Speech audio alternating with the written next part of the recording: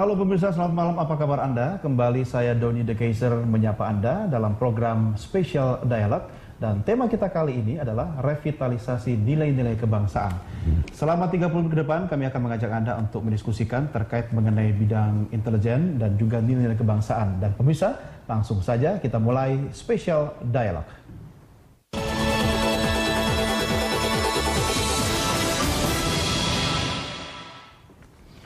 Ya, pemirsa, nilai-nilai kebangsaan dewasa ini memang terasa agaknya semakin luntur. Oleh karena itu, pemantapan nilai-nilai kebangsaan harus menjadi sebuah kebutuhan bagi bangsa Indonesia untuk membangun karakter bangsa. Lalu bagaimana peran intelijen dalam revitalisasi nilai-nilai kebangsaan ini? Kita akan segera membahasnya. Telah hadir bersama saya pengamat intelijen dan juga pengamat pertahanan yaitu Ibu Dr. Susaning Tias Nevo Handayani Kertopati. Selamat malam Bu Susan, apa kabar? Apa kabar? Sehat? Mas Doni, alhamdulillah. Negara kita aman nggak sekarang, Bu? Insya Allah. Aman. Saya kalau ketemu Ibu ini soal intelijen yang penting. Tapi sebelum lebih jauh soal intelijen, Bu, ini kan kalau kita bicara tentang kebangsaan, ya. Ada yang mengatakan bahwa mulai dekadensi kebangsaan, ada nilai-nilai kebangsaan yang semakin luntur. Dari kacamata intelijen Anda melihatnya seperti apa? Begini ya, lunturnya nilai-nilai kebangsaan itu kan bisa kita deteksi dari bagaimana generasi penerus kita kemudian menghargai para pahlawannya dan lain sebagainya, mengetahui bahwa negara kita memang harus penting dijaga sebagai satu negara kesatuan. Itu saya rasa memang belakangan ini banyak sekali mengalami kemunduran.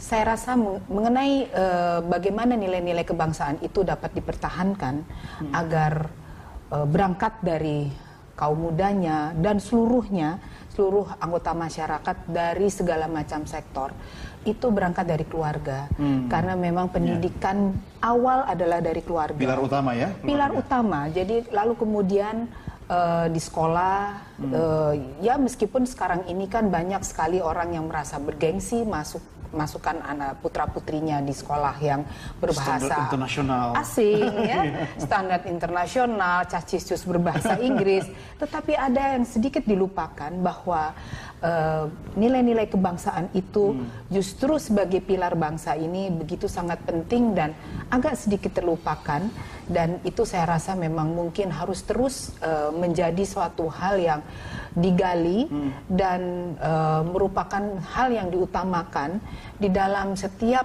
relung-relung kehidupan masyarakat, di dalam pengembangan edukasi, di mana semua itu tidak bisa kita lihat hanya peran Departemen Pendidikan saja, tetapi itu harus holistik, terintegrasi. Seluruh departemen harus mengedepankan lintas sektoral, ya? Lintas sektoral. Artinya Bu Susan, kalau kita bicara tentang bagaimana merevitalisasi nilai-nilai kebangsaan, itu kan dimulai paling dekat dari rumah tangga. Betul. Ini bukan cuma urusan pemerintah dong, atau kementerian, atau sektor-sektor yang terkait. Ini urusan rumah tangga loh. Bagaimana sebenarnya seorang kepala rumah tangga atau anggota keluarga itu bisa memaknai bahwa kita perlu loh meningkatkan nilai-nilai kebangsaan dalam hal kecil saja seperti itu kan? Bisa. Ya, betul. Ya, contohnya saja begini. Kebetulan orang tua saya TNI. Dulu ketika saya kecil, tapi itu kan zaman saya kecil ya. Sekarang kita aja udah umur berapa? Itu masih sering mendengar gitu bagaimana dulu bapak itu berjuang di hutan melawan penjajah dan lain sebagainya. Ada nilai-nilai ya? Tapi sekarang ini kan kita yang tidak diwariskan sekarang K-pop gitu ya. Kita kan ya orang-orang tua yang sekarang ini kan usianya juga masih relatif masih muda ya. Mereka tidak mengalami masa-masa peralihan, revolusi dan lain sebagainya seperti yang saya alami cerita dari orang tua saya. Medan perjuangannya berbeda. Medan perjuangannya berbeda, tetapi di situ kan tetap saja harus memiliki suatu bentukan-bentukan baru, di mana itu tetap mempertahankan bagaimana unsur edukasi, nilai-nilai kebangsaan, sehingga anak-anak itu ketika besar mereka tetap bangga menjadi anak Indonesia, menjadi bangsa Indonesia. Betul, ini soal bangga menjadi Indonesia. Hal kecil saja, Bu Susan. Waktu kecil kita sering dilibatkan dalam upacara bendera. Betul. Bagaimana ketika mengikuti upacara bendera, sikap sempurna bendera merah putih naik, atau kita sedang tidak di luar atau di luar lapangan upacara, tapi ketika bendera naik kita berdiri sikap sempurna. Nah, hal-hal kecil itu sebenarnya kan bisa diterapkan dari keluarga. Kalau istilah NKRI harga mati itu dulu sangat mengemuka. Sekarang kok sepertinya cuma menjadi slogan yang kita dapatkan di literatur yang ada di perpustakaan. Di sejarah. Sejarah gitu sejarah, kan. ya. Saya khawatir nih Bu Susan, lama-lama nanti generasi anak cucu saya ini sudah bukan isu yang seksi lagi untuk dibahas. Bahkan mungkin suatu hal yang kalau orang Jawa bilang itu gila nih. Gila nih. Jadi ngapain sih ikut mata kuliah, mata pelajaran itu nih, atau kan? gitu Nggak ya. menarik gitu. Nah, itu sangat berbahaya. Seharusnya juga kita ingat di zaman periode yang lalu ya, itu kan diperkenalkan Sisankam Rata ya. Sistem pertahanan keamanan rakyat semesta.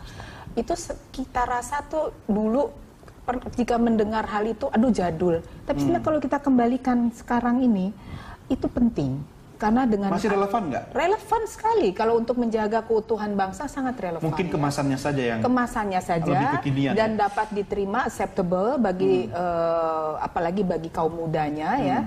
Dan itu harus dikembangkan secara holistik sehingga bisa diperankan dalam bentuk apapun sehingga rasa memiliki negara, mencintai negara itu menjadi suatu hal yang harus ya, keniscayaan. Ya, nah Bu Susan, ini menariknya begini, ketika nilai-nilai kebangsaan kita semakin luntur dan itu bermula dari keluarga, artinya kan daya tahan kebangsaan kita semakin lemah. Ibaratnya virus mudah masuk kan? Nah, kalau budaya-budaya asing itu mudah dengan masuk, sementara daya tahan kebangsaan kita sangat lemah, harusnya intelijen kita semakin kuat dong di sini. Bagaimana koneksinya nih untuk menjadi semacam jaring pengaman? Kita kan begini, sekarang kenapa budaya asing mudah sekali masuk? Karena kita lihat sendiri ya, sistem informasi juga semakin teknologinya semakin canggih ya, media sosial dan lain sebagainya.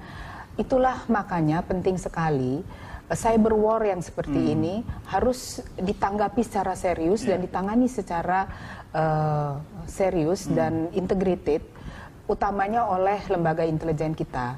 Karena memang hal ini kan masuknya katakanlah itu virus ya, seperti waktu itu kita heboh kan mengenai ISIS dan lain sebagainya. Virus terorisme melalui jaringan internet kan lalu kemudian juga banyak sekali situs porno dan lain sebagainya.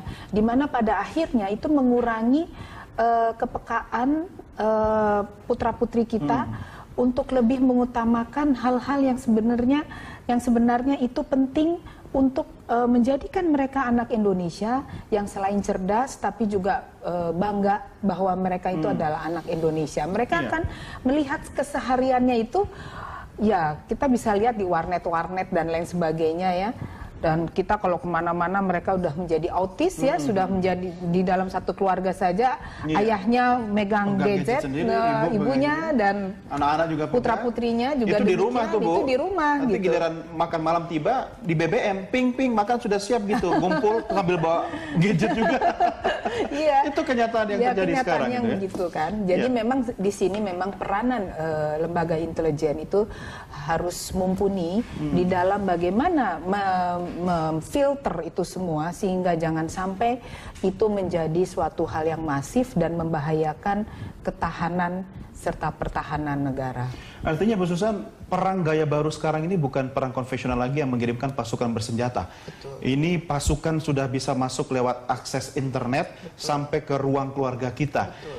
Mampukah intelijen sampai masuk seperti itu? Kalau ke ruang-ruang ruang privat kita, home private kita sih, saya rasa mungkin itu ada ruang pribadi yang sulit disentuh. Ini tanggung jawab keluarga ya? Ya, tapi paling tidak ada filter yang secara masif itu dikembangkan sehingga peran dari kemajuan teknologi IT ini juga dapat kita saring ya, sehingga tidak semua yang negatif itu masuk langsung ke kita. Ini dan ada Kominfo ya, Kominfo ya. Dan juga ada satu hal lagi. Ini kan sekarang kan bagaimana TV-TV itu berperan aktif ya, memberikan suguhan konten-konten yang setidaknya itu juga akan berpengaruh bagi pemirsa. Mari kita melihat film Korea, film Jepang, dengan cerita romantisnya, kita kan terisak-isak menangis menonton film, tapi kita terkesiap di belakangnya pemandangan Korea yang indah. Di situ sekaligus menawarkan nilai-nilai pariwisata yang kira-kira bisa mengundang wisatawan datang ke Korea. Itu dalam ilmu komunikasi subliminal message ini. Secara tidak langsung orang terbang ke Korea berwisata. Itu antara lain. Kalau tadi Mas Doni mengatakan bahwa sekarang itu lebih kepada cyber war, ada lagi yang lebih penting, itu proxy war. Proxy war itu saya rasa mungkin harus juga menjadi suatu hal yang diwaspadai secara niscaya. Karena ini kan menggunakan pihak ketiga untuk menguasai sumber daya alam kita. Bu Susan, ini menarik soal proxy war, tapi kita akan diskusikan di segmen berikutnya ya. Kita break dulu. Baik, pemirsa, spesial dialog terkait dengan revitalisasi nilai-nilai kebangsaan akan segera kembali sesaat lagi.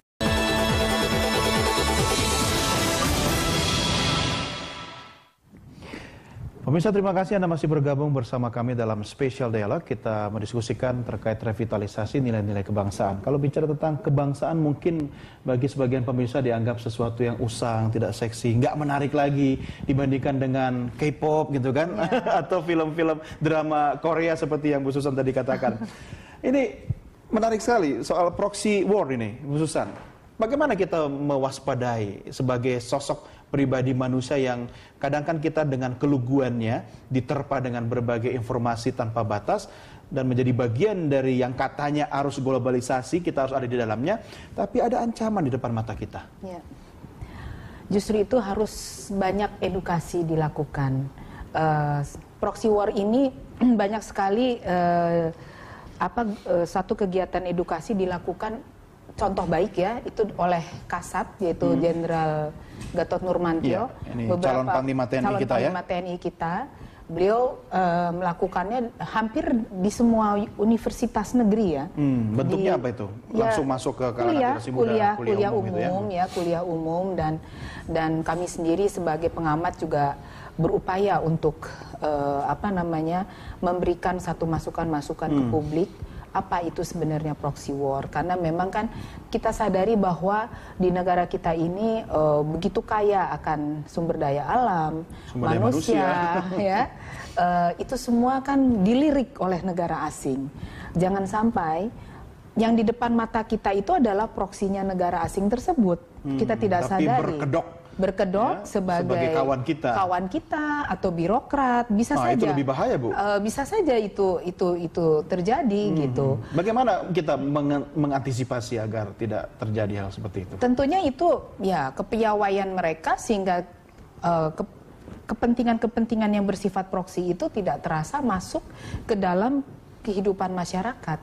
Nah, oleh karenanya kita harus tetap berhati-hati, utamanya dalam membuat kebijakan-kebijakan, sehingga jangan sampai harta kekayaan kita, sumber daya alam kita, dan juga sumber daya manusia kita menjadi bulan-bulanan dari negara asing dan begitu dimanfaatkan dan akhirnya kita tidak mendapatkan apa-apa yang mengeruk kekayaan kita cuma jadi orang penonton lain di negeri sendiri. Bu Susan, terkait dengan proxy war atau sebelumnya kita bicara mengenai cyber war gitu kan. Sebenarnya kan tantangan intelijen zaman sekarang lebih ke perang digital. Tapi apakah kita harus mengesampingkan penguatan alutsista kita? Sementara kan ini juga penting untuk menjaga keutuhan wilayah kita. Bagaimana Anda melihat ini? Kemarin ini kan kita mengukur kekuatan alutsista dengan minimum essential force. Banyak sekali yang memprotes. Kenapa harus nilai minimum? Nah, ini semua kan karena keterbatasan dana yang dialokasikan. Ini penting. Yang dialokasikan ya? Untuk alutsista, baik itu di TNI maupun di Polri. Hal ini penting karena apa? Orang yang tidak tahu yang ada di luar proses legislasi mengatakan alutsista itu besar dan lain sebagainya. Kalau kita bandingkan dengan negara-negara lain, maka Indonesia itu termasuk yang belum mumpuni. Ya, kita berupaya, tetapi dalam hal ini kan kita harus menyeragamkan visi pertahanan, visi keamanan antar departemen, interdep. Karena apa? Ketika kita membahas satu pengelolaan dana di DPR katakan untuk pembelian alutsista dan lain sebagainya, Menteri Keuangan belum tentu setuju. Bappenas belum tentu setuju. Semua melihat dengan kacamata yang berbeda dengan Menteri Pertahanan. Nah, ini harus diseragamkan. Padahal ini kebutuhan ya. Ini satu kebutuhan, tapi memang jadi begini, APBN yang diturunkan untuk kebutuhan pertahanan kita itu memang harus berjalan linier antara pembelian alutsista, pelengkapan alutsista dan peningkatan kesejahteraan bagi prajurit pengawak.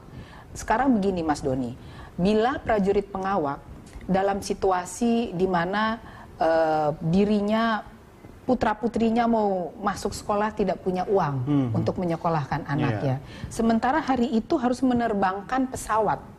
Pikiran kacau. Stres juga dia. Bagaimana bisa fokus untuk menerbangkan pesawat tersebut? Itu contoh sederhana. Ini paralel berarti ya? Oh ya. Apakah harus fokus dulu pada soal kesejahteraan baru alutsista atau ini kan bukan pilihan? Saya rasa suatu hal yang harus dibagi secara bijak oleh para pemangku kebijakan. Jangan sampai untuk mengisi bahan bakar pesawat tempur tapi perutnya prajurit tidak diisi gitu kan? Tidak diisi. Sementara juga kita membeli alutsista begitu banyak tidak bisa digunakan karena bahan bakarnya sendiri tidak tersedia. Pesawatnya ada tapi bahan bakarnya nggak ada, atau pesawatnya bisa terbang, senjatanya nggak ada. Segala sesuatunya sudah lengkap, tetapi prajuritnya juga mengalami nasib yang kurang baik. Ini berarti butuh dukungan politik yang kuat ya, politik anggaran yang berpihak juga ya. Anda melihat dengan kondisi sekarang ini Bu Susan, apakah intelijen kita masih mampu bertahan menghadapi badai perang digital yang kasat mata, yang tidak terlihat seperti sekarang ini, yang bukan saja musuh kita pasukan bersenjata gitu kan, tapi masuk dari media, internet, cyber dan sebagainya. Masih mampu nggak kira-kira? Harus mampu ya, harus mampu. Dan saya yakin dengan anggaran terbatas. Kasihan juga lah Bu. Tentunya begini, peran intelijen itu bisa mumpuni bila di lapangan itu para perwira intelijen, pegiat intelijen itu memiliki kualitas yang baik sehingga berimprovisasi di dalam melakukan tugas-tugasnya itu juga dapat membantu dalam pencarian informasi. Fungsi intelijen itu kan memberikan memasok informasi kepada end user. Jadi end usernya siapa? Tergantung.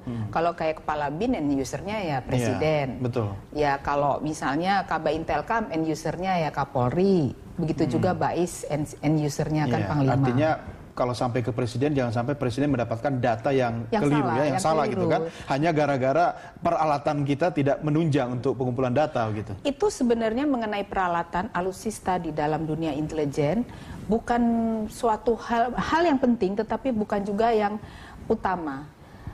TEKIN yaitu teknologi intelijen itu penting. Tentunya penting, termasuk bagaimana mengatasi cyber. Tetapi human itu lebih penting lagi. Human intelligence. Human intelligence itu kenapa penting? Bagaimana itu seperakat alutsista yang canggih, tetapi dia tidak memiliki kepiawaian, kemampuan menangani alutsista, mengoperasikan peralatan IT tersebut alatnya dengan canggih, baik. Tapi cuma bisa dipakai buat ngeprint atau main Facebook. Sama juga bohong. Sama saja bohong. Oleh karenanya, bagaimana kita harus mengemphasizing bagaimana peran-peran intelijen itu didukung dengan pendidikan dan pelatihan yang mumpuni. Ini butuh leadership dong Bu? Oh sangat. Sebelum lebih jauh soal leadership, kita break dulu. Kita bahas di segmen berikutnya Bu Susan. Baik pemirsa, tetap bersama kami akan segera kembali sesaat lagi.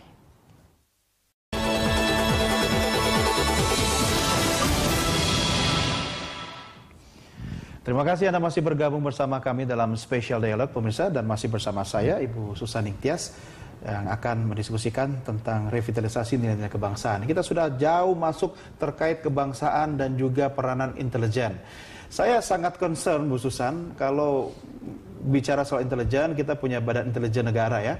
Dan ini kan soal leadership ini sangat penting untuk menentukan skala prioritas atau fokus perhatian intelijen kita kemana. Bagaimana Anda melihat kondisi Badan Intelijen kita sekarang ini?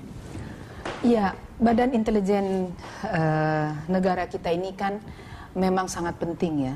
Memang keberadaannya itu suatu hal yang sangat dibutuhkan bagi kepala negara kita dalam membuat keputusan-keputusannya. Tetapi kan begini, di dalam intelijen itu sendiri karena itu berupa badan, maka itu terdiri dari orang-orang yang ada di dalamnya. Gabungan ya, dari bermacam-macam unsur begitu ya? Ya, maksudnya ada di situ ada ya orang-orang yang jadi anggotanya. Ini kita bicara SDM berarti ya? Berarti kita bicara SDM. Nah, itu harus diberi pelatihan maupun pendidikan yang mumpuni sehingga pendidikan intelijen maksud Anda? Ya, intelijen dan seluruhnya sehingga dapat mengetahui segala macam sektor. Kita kan bicara intelijen tidak bisa kita hanya bicara mengenai masalah spionase saja, tetapi telik sandi gitu. Telik sandi saja. Tetapi kan luas, kita juga bicara bagaimana cipta kondisi, bagaimana kita juga bisa masuk ke dalam satu ruang yang sangat asing dan lain sebagainya ya, dengan covert actionnya dan dengan segala perilaku-perilaku yang memang sedemikian rupa dibutuhkan dalam kegiatan intelijen itu sendiri. Jadi memang di sini itu penting sekali adanya pendidikan dan pelatihan. Menurut Anda sekarang ini fokus perhatian pada SDM ya? Satu itu SDM, ya dua tadi perangkat ya, perangkat IT dan lain sebagainya. Satu hal lagi adalah kepemimpinan. Leadership ini. Saya sih berharap ya siapapun yang menjadi kepala BIN yang akan datang ini juga memiliki kepemimpinan yang baik dan pengetahuan. Pengetahuan itu bukan hanya pengetahuan mengenai ilmu intelijen saja, tetapi know-how mengenai Indonesia secara keseluruhan. Ini soal ngurus negara berarti? Iya, Ippolik Sosbud. Iya. Seorang kepala BIN itu tidak mudah karena dirinya akan menjadi mata dan telinga bagi end user yaitu presiden. Nah, bagaimana kalau infonya salah? Jadi kepala BIN ini harus menguasai apapun yang ada di dalam ruang lingkup Ippolik Sosbud. Itu tidak boleh satu pun tanggal dari pengamatannya. Sipil atau militer menurut Anda? Sipil atau militer tidak menjadi masalah. Yang penting kapasitasnya. Yang penting kapasitasnya itu seperti itu. Nah, satu hal lagi mengenai leadership. Ketika kita bicara leadership BIN, kita juga tidak bicara leadership negara. Nah, fungsi kontrol negara ini ada di tangan siapa? Presiden kan? Nah, presiden sendiri kan juga harus memahami berbagai hal. Karena beliau juga adalah sebagai pemegang keputusan negara. Di mana jatuh bangunnya negara ini ada di tangan dirinya. Oleh karenanya, tentu harus sebelum menerima masukan dari stafnya, dari menteri-menterinya dan lain sebagainya, tentu juga harus memiliki satu pengetahuan dasar yang mumpuni sehingga jangan sampai salah mengambil keputusan. Oleh karenanya leadership di negara ini adalah suatu keniscayaan, harus orang yang dipercaya oleh bangsa dan negara menjadi pemimpin negara ini memiliki satu kapasitas yang baik dalam mengelola negara, memahami Ippolik Sosbud itu. Karena apa? Kita bicara pertahanan, kita bicara penguatan alutsista, lalu kemudian penguatan IT di ranah intelijen. Nggak ada gunanya ketika ketahanan bangsa kita juga, ketahanan nasional, yaitu ketahanan pangan, ketahanan energi, dan lain sebagainya, itu juga hanya gombal saja. Itu harus menjadi suatu hal yang utama. Betul. Sehingga ketika rakyat itu kenyang, tentram, merasa aman, tidak ada begal di jalan dan lain sebagainya, beres kan itu semua. Dan lagi pula dalam penanganan hal-hal yang sifatnya hukum, itu juga harus sedemikian rupa ditangani dengan baik ya, dalam arti kata baik. Hukum harus jadi panglima tentunya. Harus menjadi panglima. Tetapi jangan sampai persepsi itu menjadi hukum, bahaya sekali. Yang kita lihat sekarang ini berkembang bahwa persepsi-persepsi dimainkan seolah itu adalah pasal hukum. Ini juga harus ada peran sentral dari intelijen kita gitu kan. Nah, kalau kapasitasnya tidak mumpuni ya nggak akan mampu gitu kan. Nggak akan mampu. Ya, artinya begini ya Bu Susan, kalau kualitas, kapasitas, dan memang kompetensi dari intelijen kita memang mumpuni, tentu hal-hal yang kita diskusikan sejak awal terkait dengan semakin berkurangnya nilai kebangsaan yang bisa mengikis kedaulatan wilayah atau NKRI, itu akan bisa kita dan rasa jaga. Kebangsaan kita. Ini yang penting ya. Dan Anda setuju bahwa itu semua dimulai dari keluarga ya? Betul. Baik, Bu Susan terima kasih sudah bersama kami. 30 menit ini cukup berharga untuk kita juga berbagi pengalaman kepada pemirsa bahwa ternyata nilai-nilai kebangsaan itu bisa kita tumbuh kembangkan mulai dari dalam rumah kita. Baik, Bu Susan terima kasih. Sampai ketemu lagi, selamat malam. Ya, baik pemirsa, sampai di sini kebersamaan kita dalam spesial dialog mengenai revitalisasi nilai-nilai kebangsaan. Atas nama rekan-rekan yang bertugas, saya Doni De Keyser mengucapkan terima kasih. Selamat malam dan sampai jumpa.